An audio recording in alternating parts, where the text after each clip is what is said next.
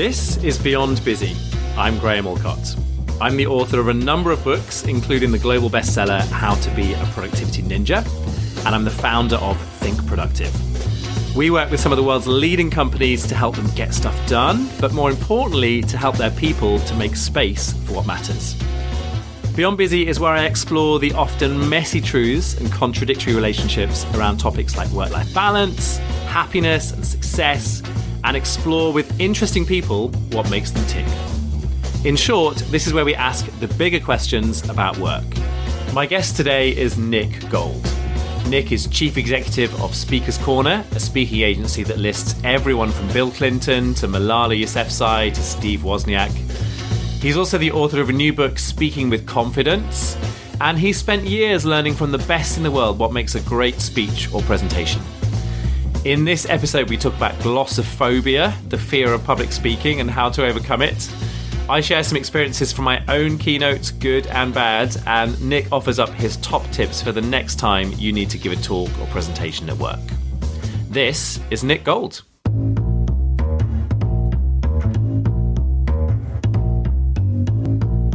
I'm here with Nick Gold. How are you? Yeah, very good, sir. How are you, Graham?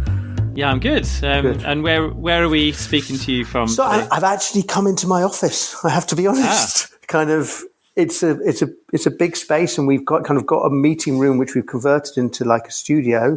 As soon as it happened, and so it's nice and empty and quiet, and means I can get away from my yapping dogs at home, which is always nice.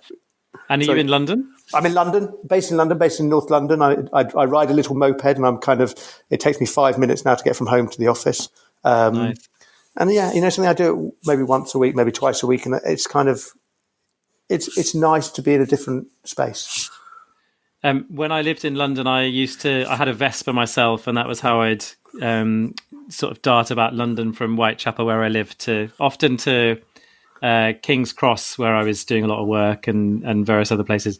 And I always remember like going up places like Old Street and realizing that there's a fair chance that I could die if I do this for too long. So, and now when I think about London, I kind of think that the roads are more hazardous, but do you manage to keep yourself safe when you're riding around?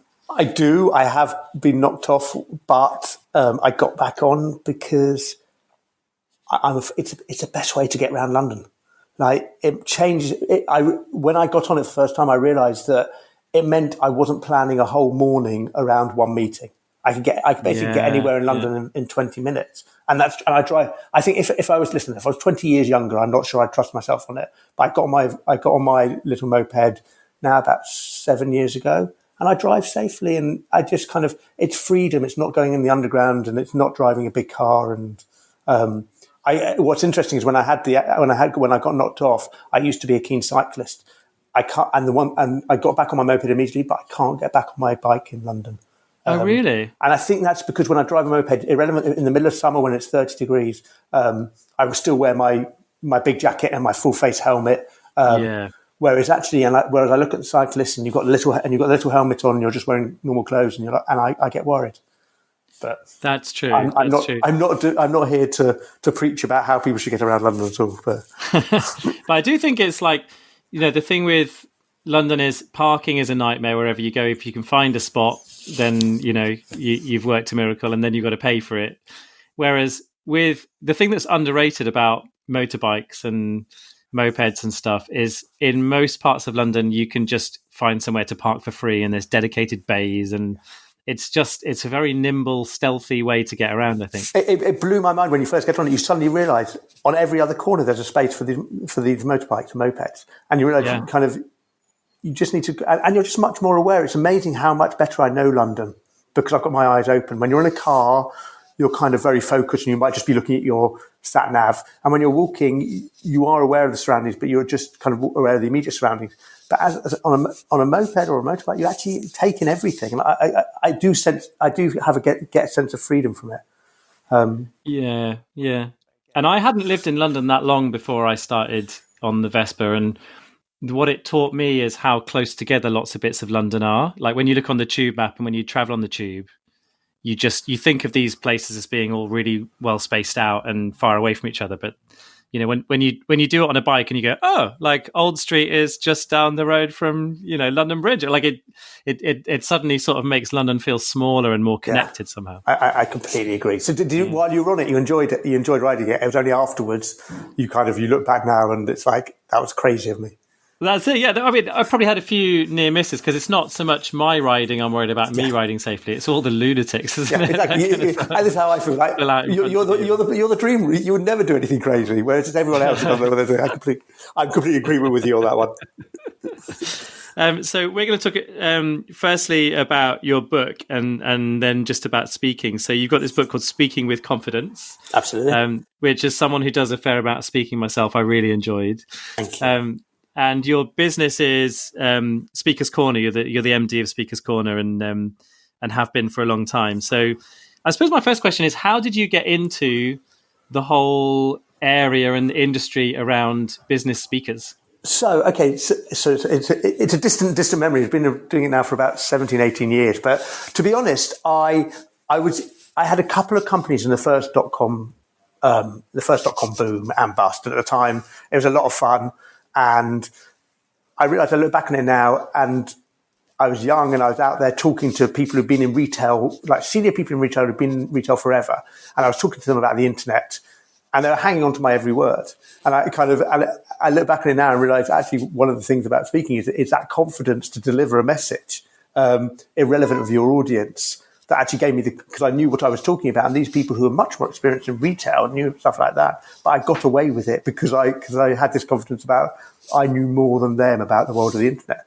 But I had these couple of .coms, which at one point were worth lots of money, and then the crash happened and they were worth nothing. And I came out of it and realized that actually I didn't really know that much about business. I was just in this bubble, and I really need to go and work for a big company. So I went to work for Centrica, FTSE 100 company. Stepped in the door, and I have nothing bad to say about the company apart from the polite way of saying it. A big company was not for me, and I had lots of frustrations with the whole thing. But I committed to spending 3 years there. I actually ended up spending I think 4.5. But from like 2.5 years in, it was always, where's my next idea? My next thing is I'm going to start a new company. I need that idea. And actually, my mother-in-law ran a entertainment business. And they're booking magicians and like caricaturists and things like that for weddings and parties. And she noticed this rise of this other thing, which was people saying they'd like someone to come and speak to their audience for 20 minutes at a wedding or whatever it was. Yeah. And credit her at the time, what she realized was if you're booking a magician or you're booking a caricaturist, you don't really mind, unless you're booking a big name person, you don't mind who they are. What you just want is someone who can do magic tricks or someone who can do amazing little drawings. But when you're talking about speakers, actually you're interested in what they're talking about, how they're delivering it, and whether they would fit the audience that actually were listening to them. And she realized it was two different separate businesses. One almost was about churn, and the other one was about curation. So, and at the time I was helping her because of my background with her website. And we were just talking one day, and as it happens, the story was she had an inquiry because someone wanted a host for, I think it was Hairdresser of the Year Awards, and they were looking for an out there comedian, something different, kind of a great host, but something a bit left field. And it was a time that Simon Amstel was on Pop World, for those people who are old enough to remember, on Channel 4. And I turned to her and said, and she was telling me about, she was on the phone to the client and put the phone to the client. She was like, I've suggested everyone I know and it's just not working. And I said, they want Simon Amstel. And she said, I don't know who that is. I literally have no idea who you're talking about. And she picked up to her client and she said to them, listen, I've got my son-in-law here. He's doing my website for me, et cetera, et cetera. He's made the suggestion of Simon Amstel, and they were like, "This is the greatest idea ever." and she got off the phone and she said, "Clearly, kind of, you've got some gift for this, that, the other. Would you be interested in taking this on?" And that's where the idea came from. My brother Tim, who's my partner in the business, joined me a few years later, and since then we've grown it. And I think, kind of, very much to your question about the business speakers, we started in the after dinner and awards host space. And I always talk about two key events happening. The first event being TED, and obviously the rise of TED and speakers appearing at TED, and the fact that actually you got onto a tube in London and everyone had their smartphones and people would be watching these 17-minute speeches of TED speakers. came to a realization that actually thought leadership and people who can deliver an amazing experience is the new rock and roll. And actually it became quite a sexy thing to be discussing ideas and concepts from experience you've had listening to speakers. So that was the first thing that shifted us. And then the second thing that shifted us was 11 years ago now, the financial crisis happened, and we thought to ourselves, the kind of companies are kind of recession and it's going to be disastrous and everything like that. But what we actually saw coming out of recession, or even quite early in it, is companies realized that they needed to inspire, invigorate their staff and get them to think differently.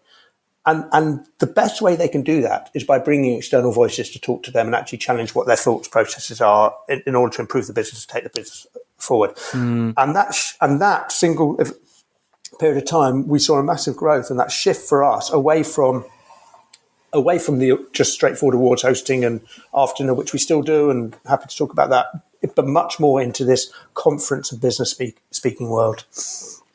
That's quite a long answer to a short question, but there's something quite interesting in the book where you were talking. I think was it Jonathan McDonald, who's also been on this podcast before. Oh, fantastic! It's lovely to be he was talking about how if a company's had a really hard year, then often they'll run some kind of event for the staff, which is along the lines of, we're celebrating you, we really value you, and part of the motivation behind that is we really need to put our arm around our team and our key people and make sure that, because this year has been really difficult, we don't want people jumping ship and moving off to competitors and stuff like that. And I think we had a similar thing actually with our business Think Productive coming out of, so we were kind of born in 2008 2009 in the middle of that financial crash.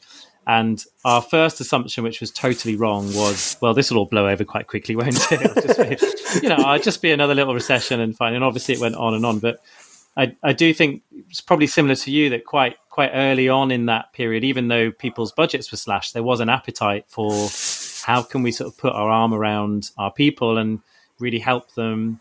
Obviously, in our case, not just with productivity, but also with work-life balance and dealing with stress and resilience and those kind of key issues. And I think probably we'll end up in a similar place quite soon, right? In terms of, I think there'll be an appetite for that stuff. I agree. I think it's really interesting. I think one of the things we saw kind of in the financial crisis and also in various events kind of post-financial crisis, and I don't want to get into the world of politics or anything like that, but it was this understanding that when you have someone up on stage, historically, and I think very much pre-2009, this is what was felt. If you get an economist up on stage, they are going to tell you what's going to happen from an economic perspective in the future.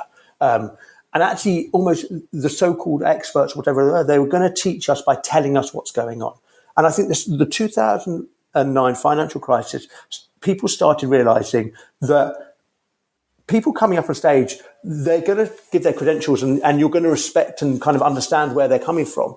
But their opinions are our opinions and they're not factually correct anymore. So what I want to do as a regular human being and kind of with my human quest for knowledge is I want to listen to that. I want to respect that. I want to take that on board. I want to get other opinions. And then from that, I can form my own opinion and make my own judgments. And it almost gave us as individuals, because it was such a kind of black swan event, it gave us the capacity to have confidence in the fact that we can have our own opinions rather than being told what to do as individuals. And I think that's why the external speaker, the thought leader came up to be like, here's an idea, you do what you want with it and you use it either for yourself or your business or for whatever purpose in whatever way you want to use it. But it's an idea that I've come up with and you can interpret it as you see fit. There's no right or wrong way to use this. Yeah. And we're sort of talking about, TED and grand stuff like thought leadership here. But I suppose everybody is a thought leader and everywhere is a stage, right? So let's bring this back to the idea of speaking with confidence, which is also the name of your book. And let's think about this from the point of view of someone who has to get up and make a speech or a talk, let's say even just in front of a boardroom or a small team.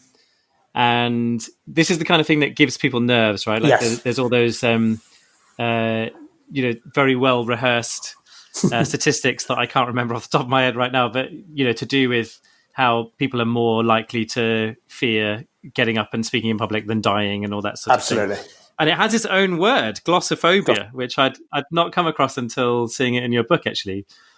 So tell us, why is speaking so scary, and why are people so underconfident or unconfident about it? So it's all about perceptions, because ultimately every day of our lives we deliver speeches, but we don't frame them as speeches, we frame them as conversations, whether they're in a coffee shop with our friends, or whether they're just around a dinner table, or they're just in general conversation. We are telling stories, which in my mind, a story is a speech. But yet we frame a speech and we picture Barack Obama up on stage delivering something which is kind of entrancing and enhancing and kind of inspirational. And we perceive that being a speech, and therefore we put ourselves against we pitch ourselves against those type of speakers, rather than actually understanding that we all have a voice. And actually, as long as what we are talking about is something that we believe in, and we own that content and own our voice, then we are going to be comfortable in our surroundings. So it's a move away. The concept about the fear of speaking is a move away to being fearful of the content we're delivering or the speech we're making, because actually that is just words that we should own because they're our stories. And how do we put ourselves in a situation where we can take pressure away, so we feel the audience in front of us is no longer a barrier to us delivering that speech, and no longer our adversarial enemies, or whatever we want to call it, and actually they want us to deliver a good time as much as we do. And that changing of the mindset is, to me, is the key criteria for anyone to be able to kind of conquer their fear of speaking. I think we picture it as the worst thing in the world. We picture it as the biggest nightmare, and we kind of at a big event when we know we're going to speak, we spend hours panicking about it and writing and rewriting. But actually, it's not about that. It's about the understanding that every single person in that room, whether it's the smallest room of you with one other person or you in front of 5,000 people, everyone wants a good time and everyone wants to enjoy it. And suddenly your mood changes and you kind of embrace the situation rather than kind of think you're battling it. Yeah. There's lots of stuff in the book which I think can really help people to arrive at the point of giving a speech and feel much more confident. But let's just talk about nerves specifically. One of the interesting things that I took from the book was how so many of the speakers who you interviewed still had nerves, or still got nervous, and that was still a thing. But just for anyone who just finds themselves shot with nerves, what can you do about it? So the worst thing you can do when you have the nerves is firstly feel like you're alone, because actually the person next to you who you saw go on stage before you went on stage and was really, really confident. You think, well, they didn't have nerves. Everyone has nerves. The truth is you're putting yourself out there in a situation where kind of you are vulnerable. So, but what you have to do is embrace those nerves and actually not feed them, and not feed the nerves, not feed that feeling inside of you. So, and I think, and to me, the best advice kind of I talk about in the book and I believe in is the fact that in those moments leading up to the speech, understand you've got it. You've got the speech. You've done the practice beforehand. The speech is not going to get any better by you rereading that speech for the 974th time. Actually, what is going to make the speech better is by you having a routine which takes yourself away from that moment. And I think and what do I mean by that? Something might be so simple as in, you've practiced. Before I get on stage, my routine is I'm going to go to the toilet, I'm going to make myself a cup of coffee, I'm going to do this, I'm going to do that. And it's really basic things, but it's just giving yourself some structure that takes you away from thinking, I don't know what to do with myself, I better reread my speech. It's not going to help you. It's just going to raise your the shackles of those nerves again. Yeah. There's a couple of things. One thing I want to say about that actually is I often get, you get into the dialogue with people where they're trying to book you and so on. And sometimes you get into a thing where someone will say something like, what, you charge that much for an hour of your time, right? And it's like, no, I charge that much for a day of preparation, a day where I'm probably not going to be able to sleep very well beforehand, the day where I'm traveling to the thing, and then a day afterwards where I've got the adrenaline dump of getting rid of the nerves. Like a good 1 hour keynote for me is at least like 3 days of my life. Right? But I have to look at it in that way. But what I kind of, and that's, can I say, I think I completely agree with you. Apart from what's interesting and what's challenged my mind over the last 6 months from a speaking perspective in this virtual world we're now in, is this realization that actually, it's even more than that. What they're actually paying for is the 30 years of experience and the stories that you've accumulated, which gives you the right to deliver that speech. That's really what they're paying for. Yeah. And the kind of, and the truth is kind of how you deal with it as a speaker is something that kind of it's something that you need to deal with it, but it doesn't take away from the fact that they want you for your stories and for your thoughts and for your ideas. And they didn't come to you overnight. They didn't come to you because you sat down and wrote that speech. When you were writing that speech, what you were doing was ordering and taking your stories and putting them in the right places to deliver that speech, so you can give the client the messages they are looking for or the ideas they're looking for. Yeah, and I guess the other thing about that is that, that background and sort of honouring that preparation that goes into it. And the preparation isn't just writing the speech; it's often writing the book that then becomes the speech, doing the research and all of that. And so in a sense, as a speaker, you're in this slightly strange situation where often, let's say there's a year where you're very heads down and you're working on the book, and it's a year if you're lucky, right? Yes. Last couple of books I've done have been longer than that. But then when you're going out and then talking about it, it's almost like you've got to earn the money that you didn't earn the previous year because you were just kind of sat in your shed writing. And I'm about to go back into that, research and writing mode for sure. One of the interesting things I always find, especially with professional speakers or speakers who've been paid for their speeches, is how they feel the different when they're doing a kind of a speech for the love of the speech or the love of the event, as opposed to a speech which they're being paid for.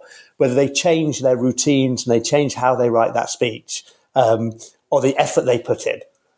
I don't even think I recognize those boundaries, right? As in sometimes I'm going to deliver something which I'm getting paid for, and sometimes I've agreed to do something for free, but in my head is always, how am I going to get these ideas across and serve that audience? So it doesn't really cross my mind like this is for X amount of money versus this is for free. It just doesn't, it doesn't feel like that.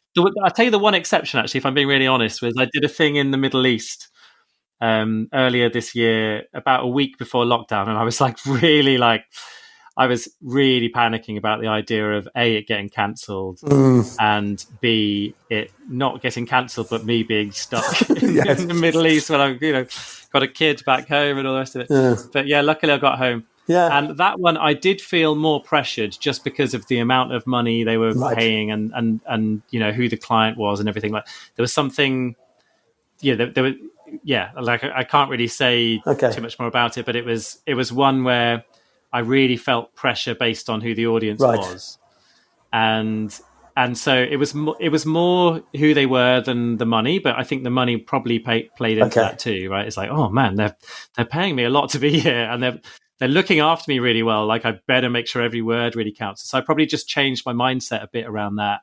And do you think you delivered a noticeably different performance, or kind of ultimately you're a good speaker and you deliver a good performance, and kind of maybe it was just a different way you managed your nerves around it because they're different? Yeah, I think I was just a bit more nervous than I would normally be at the beginning. I think once you get, and this is the thing with nerves, isn't it? I think once you get into the middle of a talk, you're not to say that you're not nervous, but there's kind of like a sense of flow that I hit once I've started. And I think I think going back to your question earlier to me about the nerves, especially for those people who aren't the professional speakers and doing it every single day, I think that is actually the critical thing. It's almost if you can understand and appreciate and embrace the fact that those nerves will eventually, because you have because you understand your stories and your content, those nerves you'll have initially at the beginning of the speech, and everyone has them at whatever level speaker you are.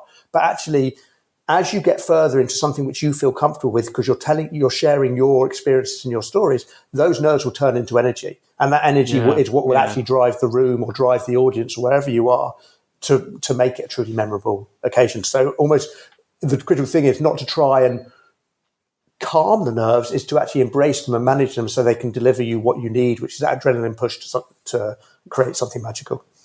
Yeah. There was a couple of things, one from your book and one that I do, that I thought might be worth just sharing with the audience. The one I do, and just someone told me this once and it sort of became a bit of a ritual for me, is that when your face smiles, it's a two-way process. So you can have a happy thought and you smile, but also if you just exercise your face to the point where you're smiling, it releases happiness chemicals in your brain, and it's like a two-way thing. So sometimes what I'll do is, if I'm feeling nervous before a talk, is I'll go to the toilets and just really aggressively smile in the cubicle. Brilliant. So it's just a really stupid thing. And also, if you're sat on the front row, you can do that sat down on the front row, right? No one's looking at your face at that point. Apart from the host. Apart from the host or the compere, who is just like, what is this? What is this guy doing? But yeah, so that's one I'll do quite a lot. And then the one that I really liked from your book was the story about the top sportsman who you observed. And, you know, the story that you tell in the book is it didn't really feel like this top sportsman really needed the money. But when I saw them do a talk, they just seemed like they were absolutely shot with nerves. And you asked them, well, why do you do this then when you don't need the money? Do you want to? Yes, I mean, tell the story? I'd been with this sports person earlier that week, and just before they went on stage, they ran off to the toilet, and they just didn't seem that happy. But then they got on stage and they did really kind of. They gave a great job and they got a standing ovation and it was great. And I thought, okay, as a one-off, whatever happens. And as it happens, I had another job with him. I can't remember whether it was later that week or the following week. And exactly the same thing happened.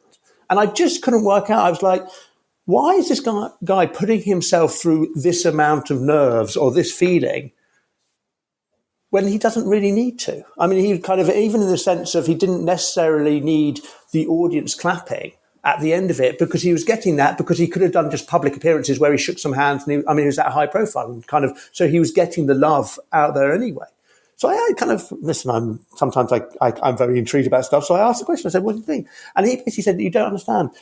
I was a professional athlete. And when you're in that stadium just before your race begins and you've got your heart pounding and you're out there and you're completely raw and kind of, it's just you. That is a feeling that you can't replicate. And this is the closest experience I can get to replicating the whole thing, because it just drives me and gives me a sense of power to overcome those nerves and achieve something when I do get that standing ovation at the end. And it makes me feel good about what I'm doing. And I think that's an immensely powerful thing over the fact that actually, kind of, however much we get nervous beforehand and whatever we learn, whatever tools we do in order to help us manage it, the reason kind of actually everyone should be embracing the speaking world and actually kind of loving to be given the opportunity to stand up and speak is there is no better feeling. And and again, it comes back to the fact that when you are delivering that speech, you've got a room full of people who are on your side, and therefore, unless something terrible happened, they are all going to give you a big round of applause at the end, and you are going to feel really, really good about yourself and what you've achieved. Yeah. External validation is amazing. Yeah, you just reminded me of my worst speaking moment ever, which I think I was 22 or something.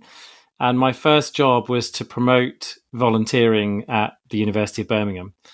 And at the time, there was all this money going into volunteering, particularly to promote youth volunteering.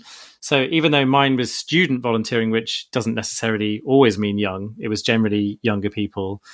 And I'd given this speech to some youth organizations, and I was saying something along the lines of, often the kind of reputation of volunteering is that it's all kind of stuffy old people doing knitting and all this kind of stuff, and actually, like, volunteering can be fun and it will be fun, and we need to sort of rebrand it and stuff.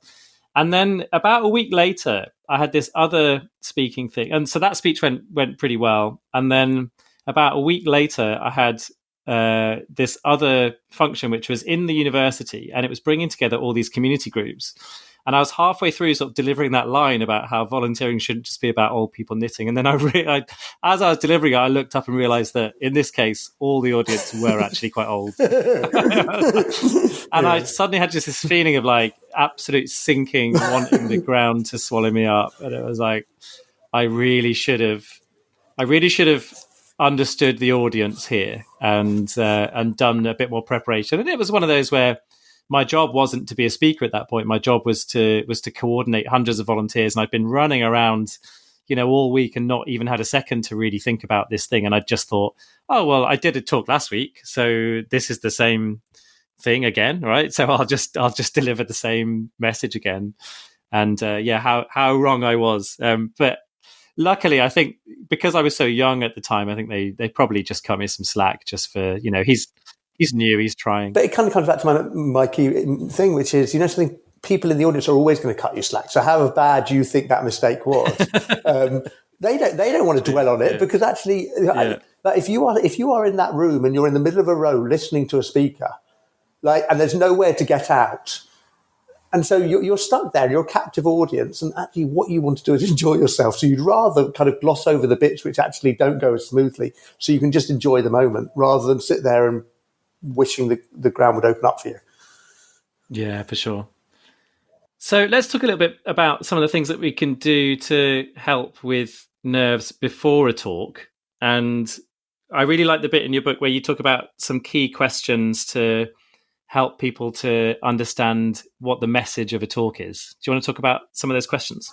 So can I just take us back a step before we get into the actual questions themselves and say, I think the starting place for anyone in terms of the messaging and what they're going to talk about is they have to own the content.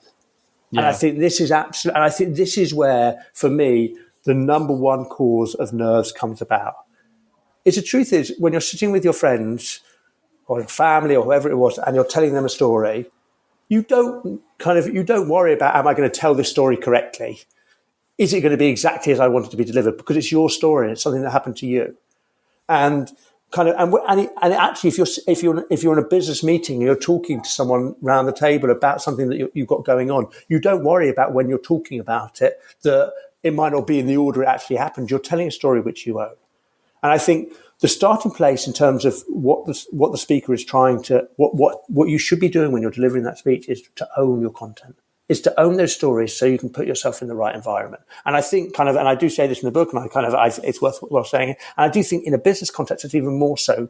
You should never put yourself in a place where you are delivering a speech. And when I say a speech, it could be just in a meeting where what you're saying you don't 100% believe in. It's just so obvious. You just find people out really quickly when that happens. Yeah, and you find yourself out really quickly because you just can't deliver it. I think that to me changes everything about you inside of you because you can turn the whole thing into something which actually is part of yours. Yeah. Sorry. So the first question you've got is how do you want people to feel? Yes. So you're a conductor of an audience, and the audience is your other people in the room. And that question about how do you want people to feel is going to dictate about how you deliver that speech, about actually what your messages are, and about the emotion you're trying to get out of the whole thing. Because remember, I think my catchphrase is very much around, it's a speaker understanding that they're not the stars, the audience is the stars. Yeah. And again, it's that shift to understanding that what you the best speech that you could ever give, it's not how you perceive the speech to be, it's what people take when they leave that room. And so how do you want them to make them feel is a great starting point for you when you are crafting those messages or crafting that story. Yeah, this is the thing I'd say to our Think Productive social media team all the time is we're not Luke Skywalker, we're Yoda. Right? And it's like the audience consuming our stuff, they're Luke Skywalker, and our job is to give them those little nuggets that help them go on their magic journey, right? Yes. And along the way, how they get there, they're going to make mistakes. Yeah. And actually, that's part of their journey rather than you thinking to yourself, I control the journey they're on. Yeah. You don't. The second one is why should people listen to you? Yeah. Listen, I mean, you get on stage and you've been given the platform to get on stage for whatever reason, or been given the chance to stand at the front of the room and deliver a business meeting, or if you're at a wedding and you're the best man, been given the chance to give the best man speech, that doesn't take away from the fact that actually you should justify about why they should listen to you. And that's not about listing your credibilities or anything like that, but it's giving them the assurance that actually you are going to give them a good time, whatever that good time might be. Yeah. And there's one, I can't remember who it was, but you were talking about one of the case studies in the book is someone who says the first 2 or 3 minutes of a talk is just about making sure that the audience is relaxed. Yeah. And just as long as they feel like, okay, I've got an hour with this guy, but actually it's all, it's all kind of comfortable.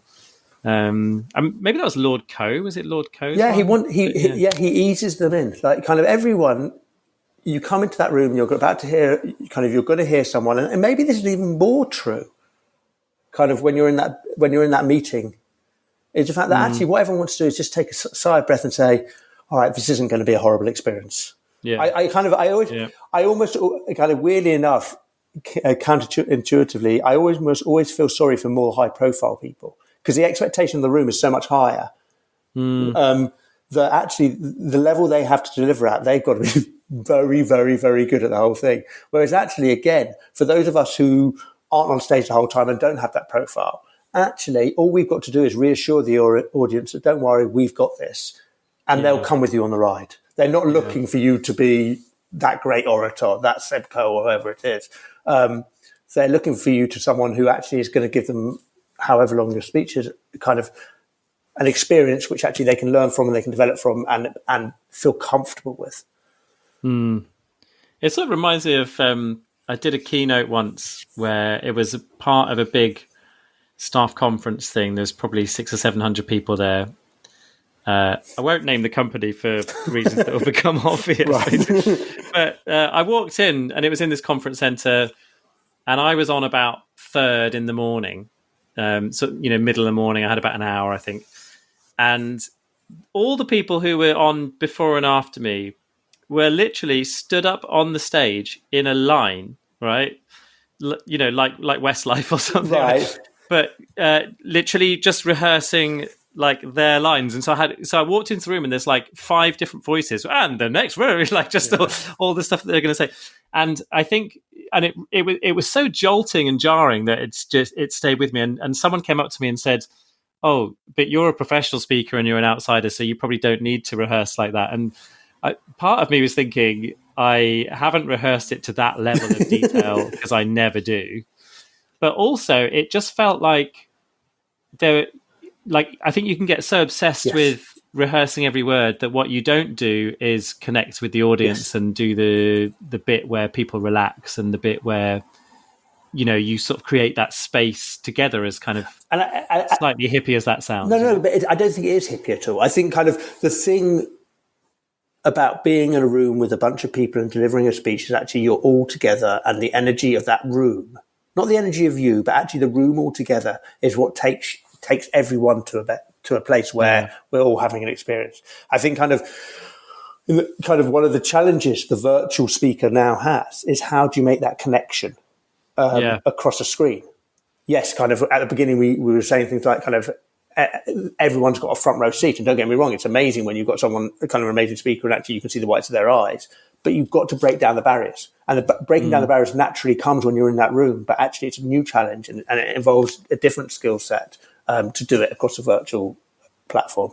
And I think it's a really interesting thing that obviously as speakers get used to this, how they react to it, and how they change their speaking style to cope with it is something that people are learning as they go along.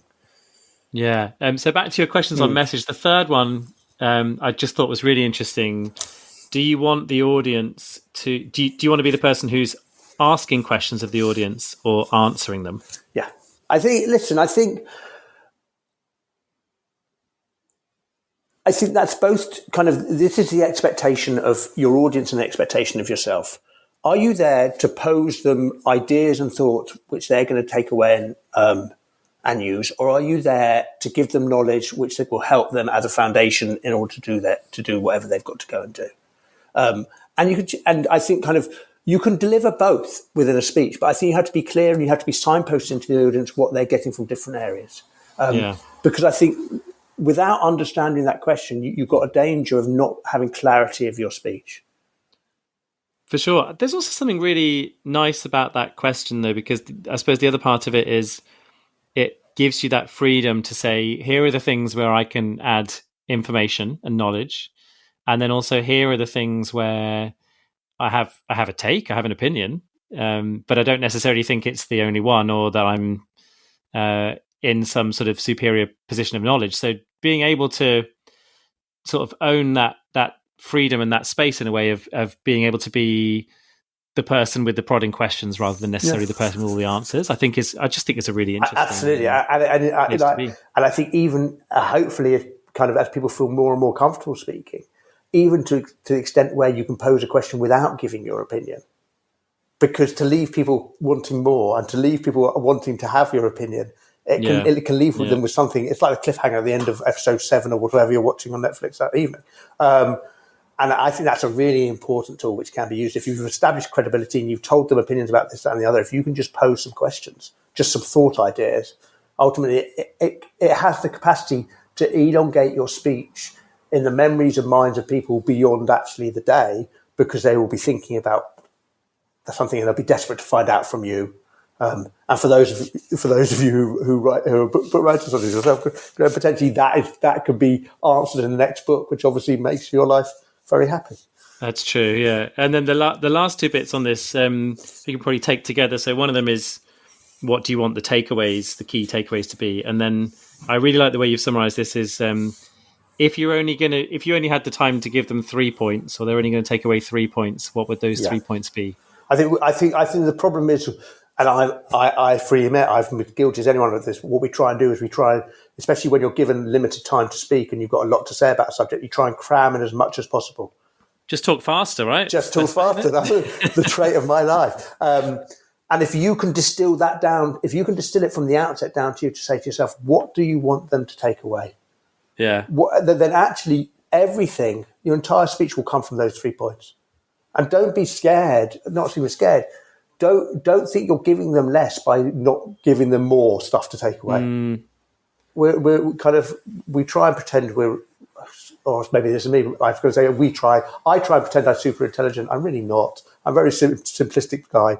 Give me one piece of information and one bit of knowledge, and give me time to stew on it and really understand it, rather than giving me 50, which is forgotten the next day. Yeah, for sure. It honestly took me years and years to recognize that. The other little similar kind of how much content to put in a talk tip that I got given years ago that I really like is, when you're using slides, just look at the number of slides, and you should never have a higher number of slides than you have a number of minutes.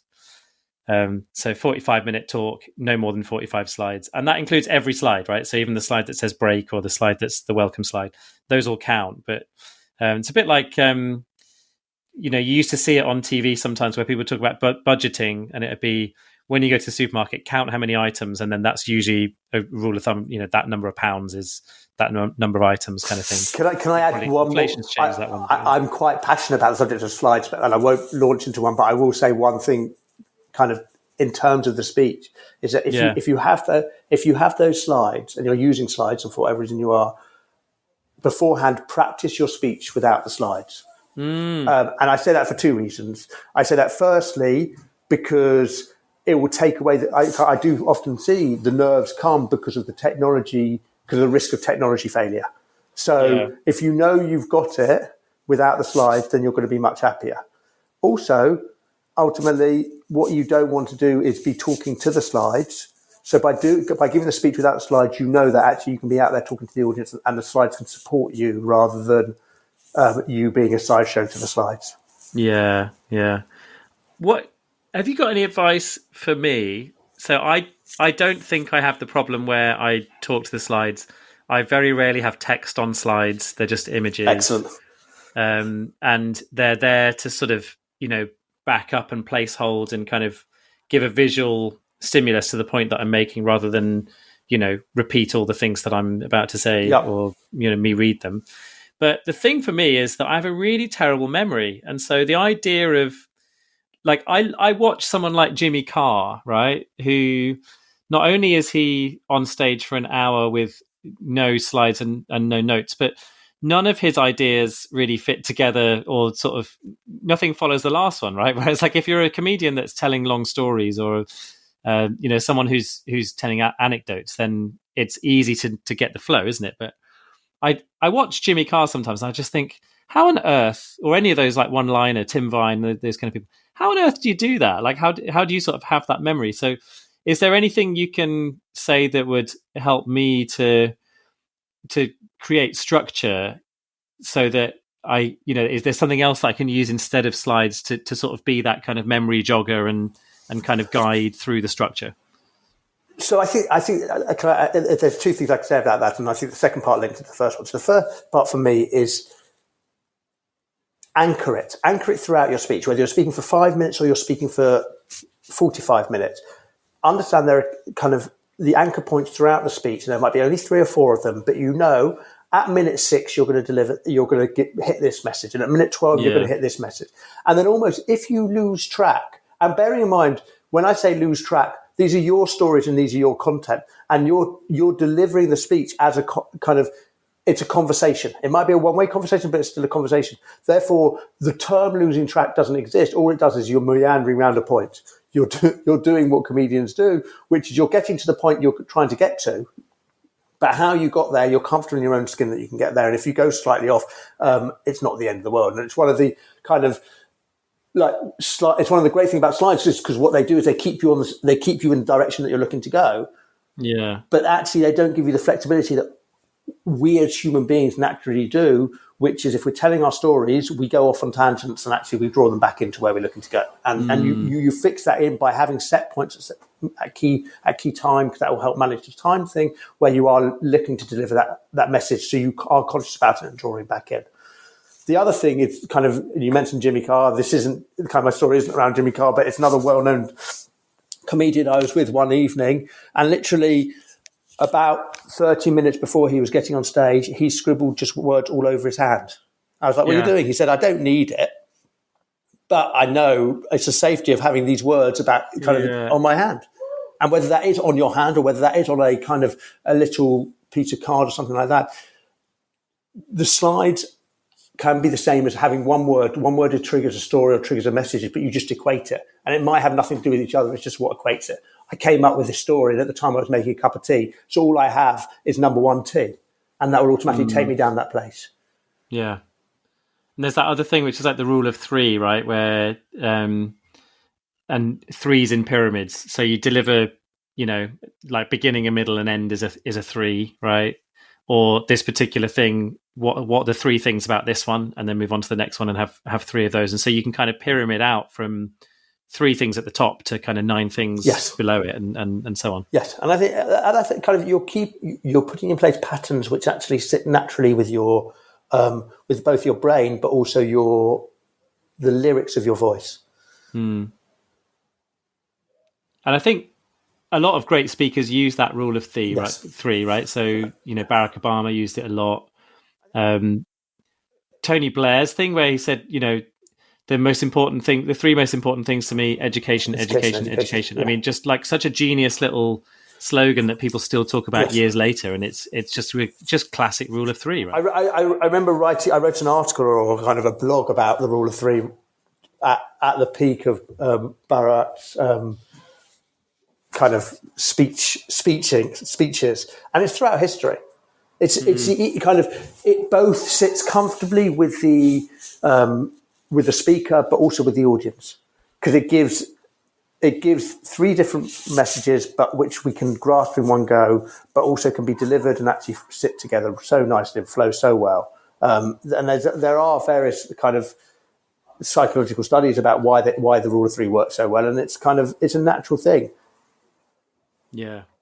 I want to talk a little bit about preparation, and then we'll move on towards the end and just talk about you a little bit and your own productivity and how you work. So preparation, there's so much to discuss here. And, you touch upon some really interesting stuff in the book that was quite reassuring to me, because a lot of it is stuff that I'm like, oh yeah, no, I definitely do that. And I do that.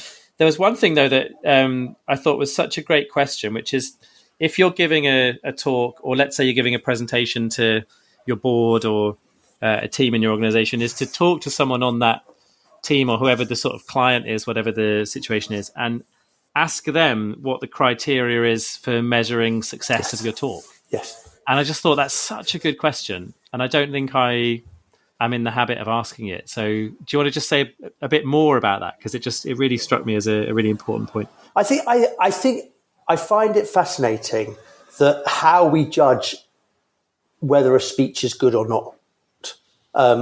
And actually, that's our impression of what we've delivered and actually the audience reaction to it. But realistically, your stakeholders are the people who've said to you, can you stand up on stage or can you be in that board meeting and deliver this, because we're trying to get this message across. And I think having clarity of what you're trying to get across and what you're trying to achieve out of this is something that will enormously help you when you are writing that speech or when you're preparing your thought. But also, it will massively help you when you go and speak to your stakeholders afterwards and actually have the conversation about whether you delivered what they were looking for you to deliver. Because quite often, and I kind of listen, and this stems for me from the fact that it amazes me the amount of events that happen. And you say to them, well, what's the purpose of the event? And the purpose of the event is to have an event. We do this every year. We've got to do it again. And then it's like, oh, well, okay. Well, then realistically, what you're looking, you don't really the speaker you're looking, you don't really mind about the speaker as long as literally they can open their mouth and tell a story. Because you've succeeded it by getting you getting all those people in the room or on the Zoom or whatever it was. And to me, as a speaker, that should really disappoint. And that should be, well, I'm not going to achieve anything. I can tell that story, but it's not actually achieving anything. So by asking the question up front, it's a demonstration also that you have a vested interest in giving your stakeholders, or and that's very business speak, but your people around you, actually what they really want out of the whole thing. And quite often it's a question which they wouldn't have really considered, because their immediate thought, well, we want a bunch of happy people. And in my view, everyone should be able to leave an audience feeling happy, or when I say happy, feeling having some emotion at the end of the speech. The question is actually, what do they want beyond that? Yeah, absolutely. In the last 10 minutes or so, I just want to get onto a couple of very standard, beyond busy, fair kind of themes. And one of them that just struck me is, so you talked at the beginning about how you had a couple of companies during the .com boom that were doing really well. And then, they valued very highly at one point, and then that valuation was cut drastically during the crash.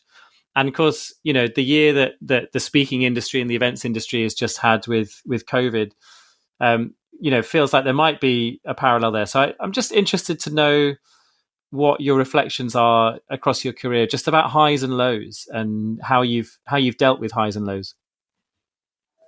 I think the starting place is it's my feeling that actually I want to enjoy myself. Why did I go back to start a new business? Is actually I went in there primarily, and I know it's a very trite thing to say, but I went there to enjoy myself and have a smile on my face and actually enjoy the roller coaster journey I knew I was going to go on.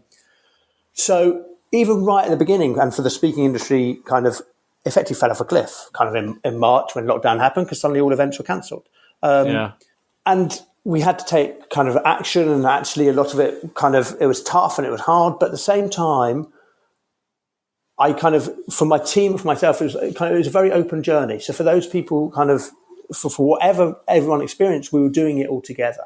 And actually, I think the best way to describe it is that in the days leading up to the lockdown, when we all knew it was going to happen, and we'd already seen, and we were dealing every day with tens of events being cancelled, as it built up.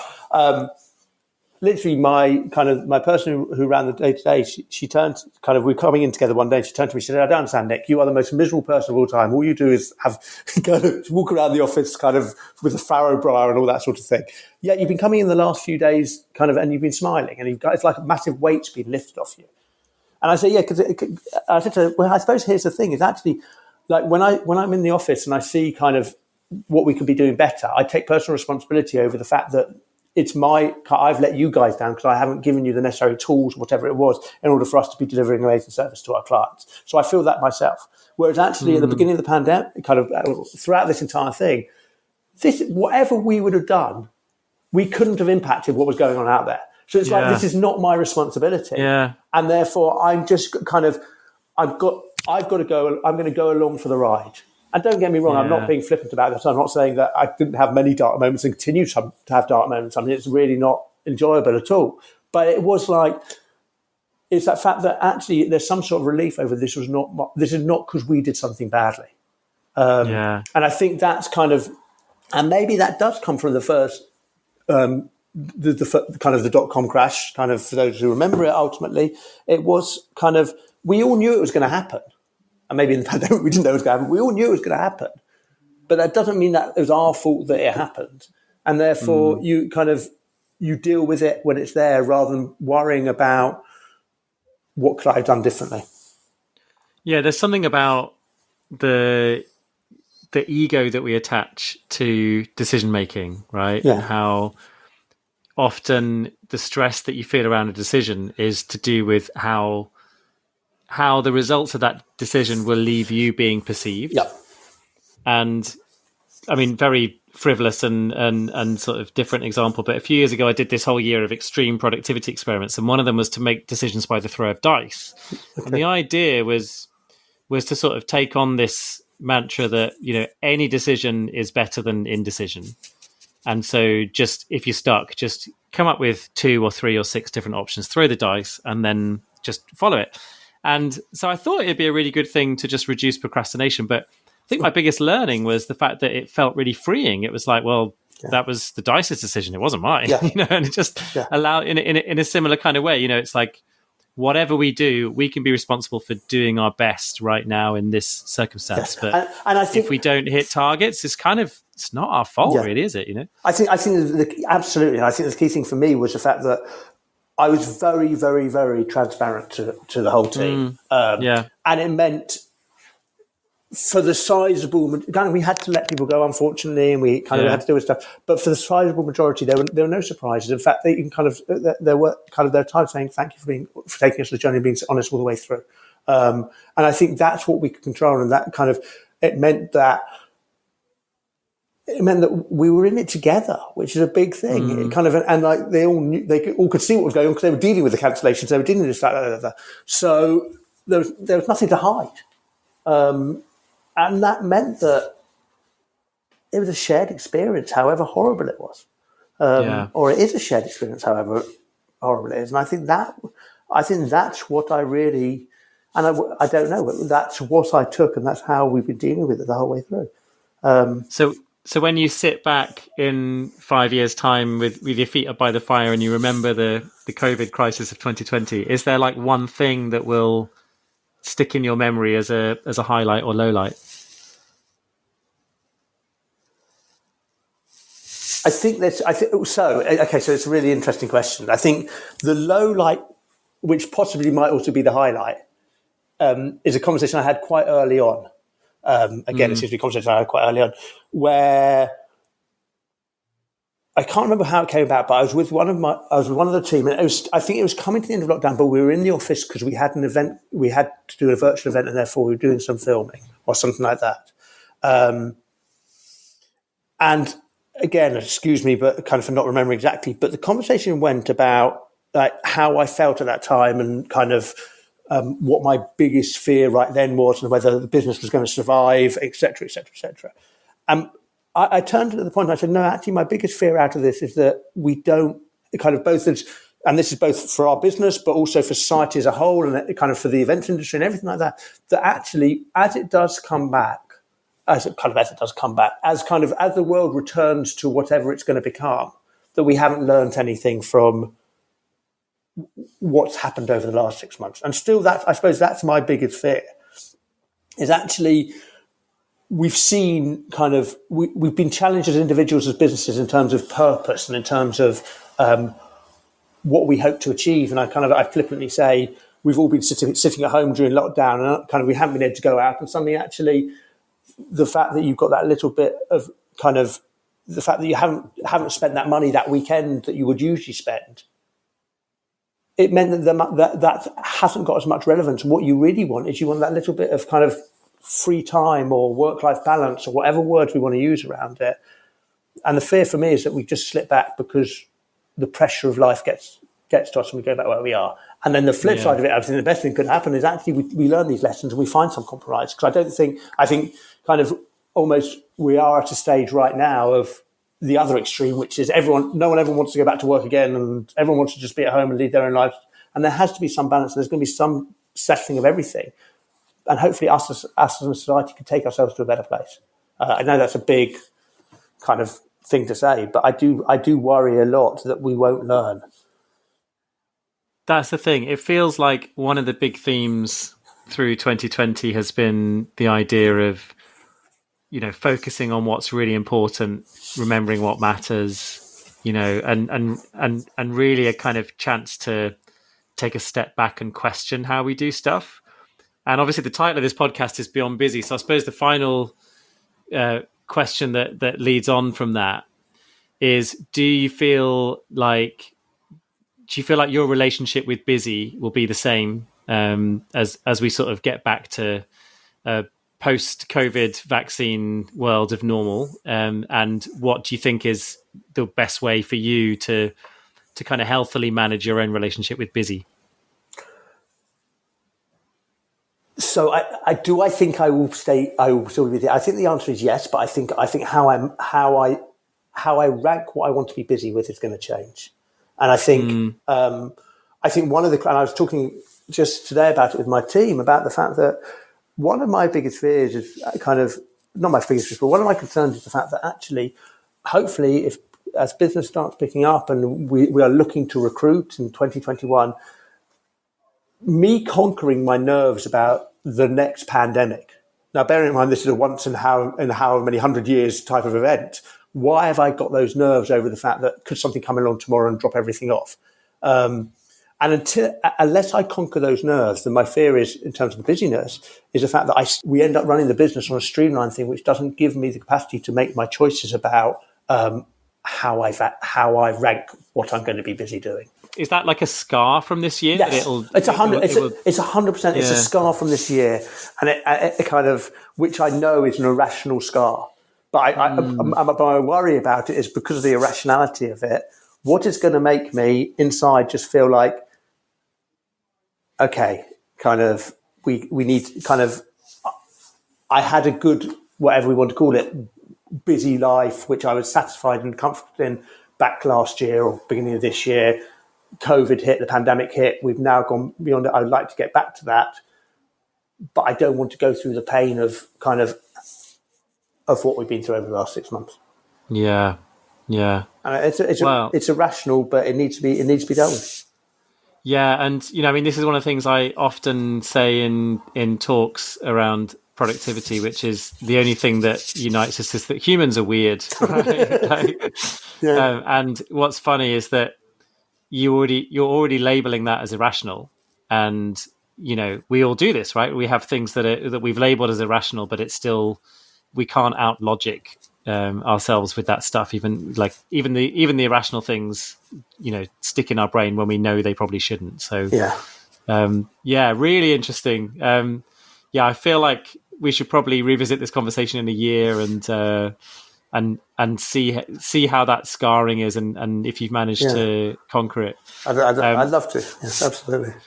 But just to say, Nick, just really great to have you on Beyond Busy. Tell us where people can get in touch with you and get hold of the book and anything else that you want to share. So kind of, you can find me at Speaker's Corner. Kind of my email address, please contact me, is nick@speakerscorner.co.uk. Happy to talk about the world of speaking, or if you're thinking you want to be a speaker, or if you'd like to book a speaker, please do get in contact with us. The book is out next week. Very excited about it. Hopefully, kind of, it's going to appeal to everyone because it gives you just some, as Graham, you kindly said, some great tips about how you can manage yourself to be an amazing speaker, because we can all be it. I can't stress that enough. Available at all good bookshops and on Amazon. I've never thought I'd be saying that, but there we go. But hopefully it's a good read. Ultimately, it's got a kind of, I was privileged to interview with some amazing speakers and people who share kind of knowledge. And it's amazing how kind of all speakers, however famous or whatever they are, they all experience similar things and deal with them in different ways, which is what comes out through the book. Yeah, and I mean, I could just say as a speaker as well, like it's really practical, and I was kind of picturing someone on a train on their way to do a talk, and it's the kind of book that you could put just in your bag and take with you, or just have in the car with you, and then it's there as your little comfort blanket, Yes. right? Like you can just open it up and just find little nuggets that will help you on every page, but it's very accessible. Thank you. I think that's what really I was easy trying. read, That's so, yeah. very much what I was trying to get out. It's actually the least important thing is the structure and the English and the everything else. The most important thing is you're comfortable in yourself and you can stand up and kind of and pretend that you're in the pub with a friend and having a good time. Yeah, for sure. So yeah, definitely benefits from the wisdom of all of your many years working with lots of top speakers. So congratulations on it again. Thank you so much, indeed. Thank you for allowing me to come on with you. It's been a lot of fun.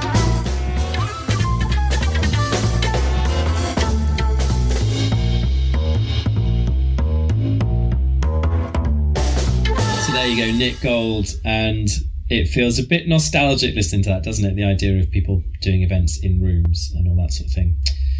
One day we will all be together again. Hey, it's coming. It's coming. A couple of thank yous. I've got to thank Riz, my producer on the show, not only for producing this episode, but for the recent transition into our world of YouTube as well, which I'll talk about more in a minute.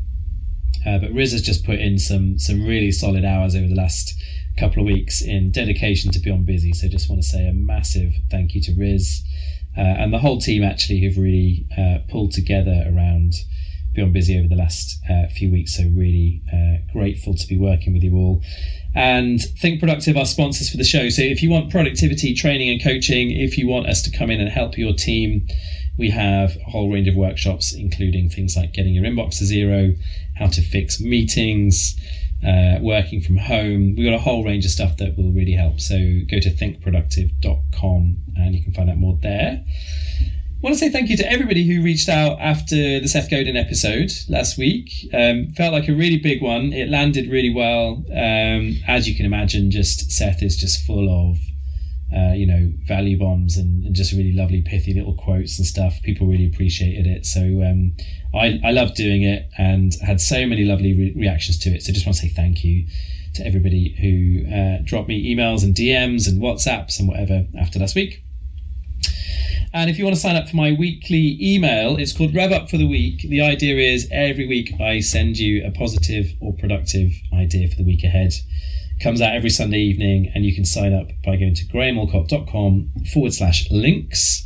And there you'll find links to Rev Up for the Week, links to the podcast, links to my relatively new still book, which is called How to Have the Energy, and lots more stuff. So just grahamallcott.com/links. And final thing I'm going to say today is we try and keep this podcast free and free of advertising. We want to bring as much value and as little interruption as possible. But it does cost money and it costs a lot of effort, and there's a lot of emotional labour that goes into making these. And we don't ask for any payment in return. But what I would love is for you to just help us out here with a couple of things. So if you're not subscribed to the episodes, please go to your podcast app and just subscribe. That would just make our day, and it really help us to get our subscription numbers up. So just go to your podcast app, subscribe to Beyond Busy there. And even if you are going to continue listening to these on audio rather than video, I'd love you to just go to YouTube and subscribe to my channel on there. So the channel is just called Graham Allcott. It's basically brand new. We've got a handful of subscribers on there. The views are starting to go up for the Seth Godin episode, but it's all on there. So subscribe to the Graham Allcott channel. Give the Seth Godin episode a view on there, a like on there, a comment on there, and that would just really help. So we don't want your money, but we'd love you to just support us in that way. And of course, if you want to share this with other people who you think would find it valuable, that would mean a lot to us as well. So please forward this on. Send the episodes to people that you think would be really helped by them, and that would just help us too. That's it for this week. We'll be back next week with another one. And wherever you are, I just want to say, if you're in the UK, then just stay warm and stay safe. And we're nearly through this thing, right? It feels like a lot of people are really struggling right now. So stay safe and warm. And not long to go now. We're coming through the other side. It's happening. Spring's here. So that's what I want to say at the end. So we'll see you next week. Until then, take care. Bye for now.